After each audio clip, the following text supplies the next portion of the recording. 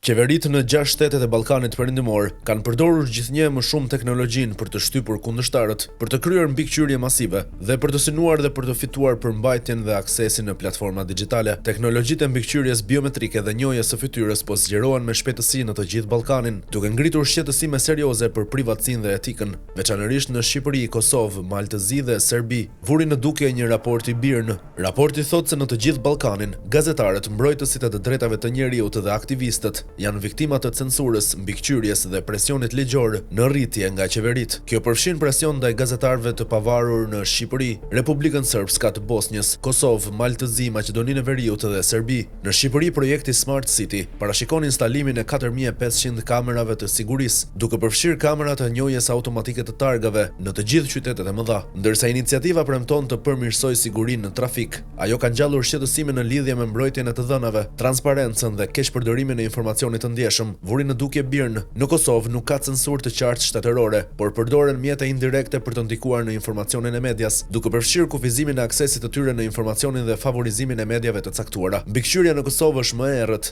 me informacion të kufizuar për përfshirjen e sektorit privat ose përdorimin e të dhënave biometrike. Ligji autorizon mbikëqyrjen e komunikimeve digjitale me kryeprokurorin e shtetit dhe agjencitë e inteligjencës së Kosovës që mbikëqyrin aktivitetet e përgjimit. Përdorimi i përgjimit në kohë reale, gjurmimi të vendodhjes dhe mbledhjes së të dhënave ngre shqetësime në lidhje me privatësinë dhe mbikëqyrjen, thuhet në raport. Në Maltëzi, Ministria e Brendshme ka blerë fshehurazi një program biometrik për njohjen e fytyrës, që quhet Better Tomorrow, për ta përdorur atë në hapësirat publike në kryeqytet, Podgoricë dhe qytetet e Tivarit dhe Budvës. Agjencia e mbrojtjes së të dhënave personale ka urdhëruar çaktivizimin e softwareit të njohjes së fytyrës, por përdorimi i tij ka ngritur shqetësime për mungesën e transparencës së institucioneve. Në Serbi ka një polemik në lidhje me miratimin e teknologjive biometrike të njohjes së fytyrës në hapësirat publike, pasi vendi nuk ka një kuadër ligjor për këtë. Pavarësisht kësaj, autoritetet kanë instaluar kamera të shumta me teknologji të njohjes së fytyrës në hapësirat publike, mes kundërshtimit nga shoqëria civile. Rrjeti i gjerë i mbikëqyrjes së Serbisë, i cili përfshin mjete për mbledhjen masive të dhënave, të tilla si monitorimi i mediave sociale dhe gjurmimi i telefonave, është i lidhur me shënjestrimin e opozitës politike,